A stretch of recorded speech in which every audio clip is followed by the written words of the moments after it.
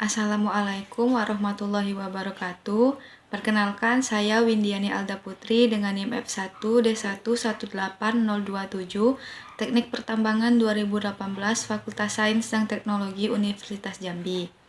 Di sini saya akan membuat video untuk memenuhi tugas mata kuliah reklamasi dan pasca tambang. Pada video kali ini saya akan menjelaskan tentang lampiran 14 Peraturan Menteri Energi dan Sumber Daya Mineral Republik Indonesia Nomor 7 Tahun 2014 tentang reklamasi dan pasca tambang pada kegiatan usaha pertambangan, mineral dan batubara.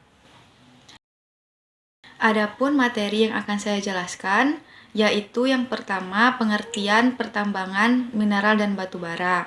Selanjutnya yang kedua yaitu reklamasi dan pasca tambang pada usaha pertambangan, mineral dan batubara, serta yang terakhir yaitu kriteria keberhasilan pasca tambang. Baiklah, kita masuk ke poin yang pertama yaitu pengertian pertambangan, mineral dan batubara. Dalam Permen ESDM nomor 7 tahun 2014, pertambangan adalah sebagian atau seluruh tahapan kegiatan dalam rangka penelitian, pengelolaan dan pengusahaan mineral atau batubara yang meliputi penyelidikan umum, eksplorasi, studi kelayakan, konstruksi, penambangan, pengelolaan dan pemurnian, pengangkutan dan penjualan serta kegiatan pasca tambang.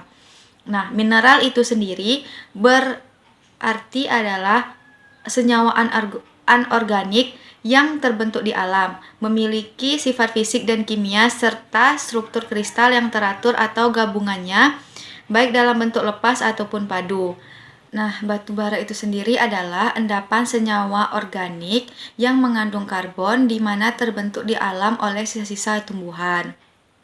Baiklah, kita masuk ke poin yang kedua, yaitu reklamasi dan pasca tambang pada usaha pertambangan mineral dan batubara.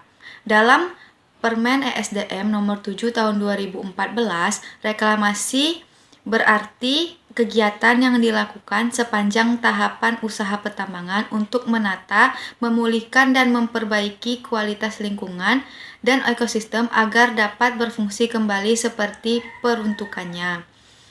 Reklamasi ini hampir sama dengan pasca tambang, di mana pasca tambang itu sendiri adalah kegiatan terencana, sistematis, dan berlanjut setelah akhir sebagian atau seluruh kegiatan usaha pertambangan untuk memulihkan fungsi lingkungan dan fungsi sosial menurut kondisi lokal di seluruh wilayah pertambangan, di mana reklamasi dan pasca tambang ini dilakukan sesuai dengan jaminan yang telah diperuntukkan untuk reklamasi dan pasca tambang tersebut. Dalam reklamasi dan pasca tambang ini juga memiliki prinsip-prinsip dalam pelaksanaannya, yaitu ada 3 prinsip. Yang pertama yaitu perlindungan dan pengelolaan lingkungan hidup pertambangan, di mana hal ini dimaksud atau bertujuan untuk melindungi dan menjaga kualitas air, baik air laut, air permukaan, air tanah, udara, maupun kehidupan sosial dan budaya pada masyarakat. Yang kedua yaitu keselamatan dan kesehatan kerja, di mana hal ini bertujuan untuk melindungi keselamatan dan kesehatan pekerja di pertambangan minerba tersebut. Yang ketiga yaitu konservasi mineral dan batubara, di mana hal ini bermaksud atau berprinsip untuk melakukan penambangan secara optimal serta menggunakan teknologi yang efektif dan efisien. Selanjutnya yang ketiga yaitu tentang kriteria keberhasilan kegiatan pasca tambang, di mana kriteria keberhasilan pasca tambang ini dapat kita lihat dalam lampiran 14 Permen ESDM nomor 7 2014 tentang reklamasi dan pasca tambang pada usaha pertambangan minerba. Dapat dilihat contoh lampiran yang terlampir pada Permen ESDM nomor 7 tahun 2014 di PPT yang tertampilkan. Pada lampiran 14 tersebut ada beberapa hal yang dapat kita lihat, yaitu kegiatan reklamasi, objek reklamasi, dan standar keberhasilan kegiatan pasca tambang tersebut. Ada 6 kegiatan reklamasi yang ada pada lampiran 14. Yang pertama yaitu kegiatan pada tapak bekas tambang, di mana objek kegiatan yang dilakukan yang pertama pembongkaran fasilitas tambang, di mana standar keberhasilan pasca tambangnya yaitu fasilitas tambang tersebut sudah dibongkar seluruhnya sesuai dengan rencana pada dokumen RTP. Yang kedua yaitu reklamasi lahan bekas fasilitas tambang. Standar keberhasilannya yaitu lahan tersebut telah terrealisasi direklamasi seluruhnya sesuai dengan rencana dokumen RTP. Yang ketiga yaitu pembongkaran dan reklamasi jalan tambang, di mana standar keberhasilan dari pasca tambangnya yaitu jalan tambang sudah dibongkar dan direklamasi seluruhnya sesuai dengan rencana dokumen RTP.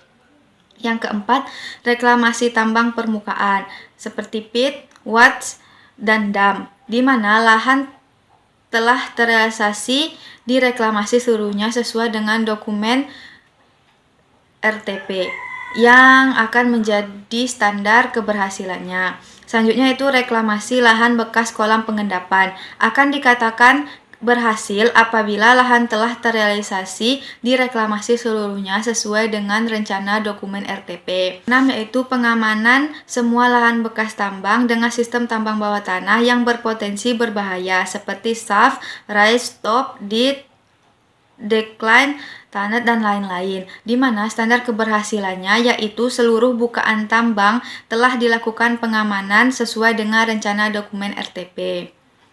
Baiklah, kita masuk ke kegiatan reklamasi yang kedua, yaitu fasilitas pengolahan dan atau pemurnian, di mana objek kegiatan yang harus dilakukan yaitu pembongkaran fasilitas pengolahan dan atau pemurnian, yang standar keberhasilannya yaitu fasilitas pengolahan dan atau pemurnian tersebut telah dibongkar seluruhnya sesuai dengan rencana dokumen RTP.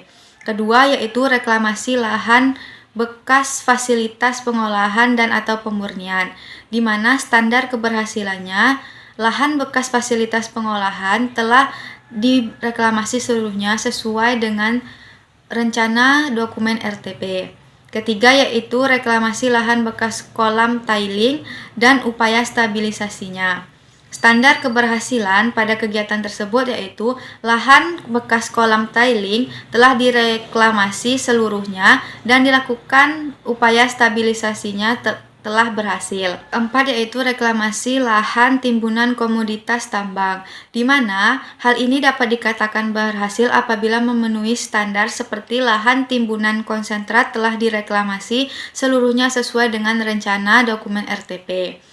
Yang selanjutnya itu pemulihan atau remediasi tanah yang terkontaminasi bahan kimia, minyak, serta bahan berbahaya dan beracun dan limbah berbahaya dan beracun, di mana standar keberhasilannya yaitu program remediasi telah dilaksanakan dan berhasil.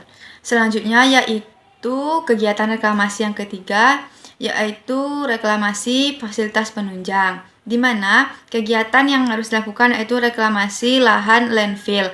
Standar keberhasilan pada kegiatan ini yaitu lahan bekas landfill telah dilakukan reklamasi seluruhnya sesuai dengan rencana dokumen RTP. Yang kedua yaitu pembongkaran sisa bangunan, transmisi listrik, pipa, pelabuhan udara maupun air, dan fasilitas lainnya. Yang mana standar keberhasilan pada kegiatan ini yaitu fasilitas bangunan, transmisi listrik, pipa, pelabuhan, dan fasilitas lainnya sudah dibongkar seluruhnya sesuai dengan rencana dokumen RTP. Ketiga yaitu reklamasi lahan bekas bangunan, transmisi listrik, pipa, pelabuhan udara maupun air, dan fasilitas lainnya, yang mana akan dikatakan berhasil apabila lahan bekas bangunan, transmisi listrik, pipa, dan pelabuhan serta fasilitas lainnya telah direklamasi seluruhnya sesuai dengan dokumen RTP. Yang keempat yaitu pembongkaran peralatan mesin serta tangki bahan bakar minyak dan pelumas. Akan dikatakan berhasil pada kegiatan ini apabila peralatan, mesin, dan tangki bahan bahan bakar dan pelumas telah dibongkar seluruhnya sesuai dengan rencana dokumen RTP.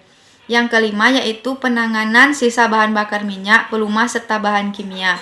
Akan dikatakan berhasil apabila memenuhi standar seperti program penanganan sisa bahan bakar minyak, pelumas, dan bahan kimia telah dilaksanakan sesuai rencana. Selanjutnya, yaitu reklamasi lahan bekas sarana transportasi. Dikatakan berhasil apabila lahan bekas sarana transportasi tersebut telah direklamasi sesuai dengan rencana RTP. Selanjutnya, reklamasi lahan bangunan dan pondasi beton. Lahan bekas bangunan dan pondasi beton telah direklamasi seluruhnya sesuai dengan rencana dokumen RTP, yang mana hal tersebut akan dikatakan berhasil. Selanjutnya itu pemulihan atau remediasi tanah yang terkontaminasi bahan kimia, minyak, serta bahan berbahaya dan beracun dan limbah berbahaya dan beracun akan dikatakan berhasil apabila program atau remediasi telah dilaksanakan dan berhasil.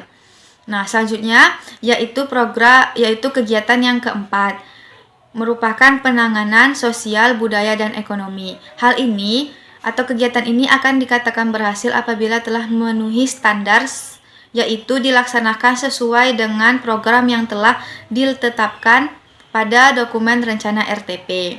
Selanjutnya yaitu kegiatan kelima, yaitu pemeliharaan, di mana hal ini dapat kita lihat sesuai dengan apa yang telah dilakukan. Selanjutnya yaitu kegiatan yang terakhir, yaitu pemantauan, di mana pemantauan ini dapat dilakukan seperti pemantauan kualitas air permukaan, kualitas air laut, dan kualitas air tanah, yang mana akan dikatakan berhasil apabila kualitas air telah memenuhi kriteria keberhasilan dalam dokumen RTP. Selanjutnya yaitu pemantauan pada kualitas udara. Akan dikatakan berhasil apabila kualitas udara telah memenuhi kriteria pada dokumen RTP. Selanjutnya yaitu kebisingan, yang mana kebisingan akan dikatakan tidak mengganggu atau penanganan kebisingan dikatakan berhasil apabila tingkat kebisingan telah memenuhi kriteria standar pada dokumen RTP. Selanjutnya yang terakhir yaitu kualitas tanah, di mana kualitas tanah telah memenuhi kriteria keberhasilan dalam dokumen RTP tersebut akan dikatakan berhasil. Nah, baiklah, hanya itulah yang dapat saya sampaikan. Mohon maaf apabila ada salah-salah kata. Saya ucapkan terima kasih atas perhatiannya. Saya akhiri dengan wassalamualaikum warahmatullahi wabarakatuh.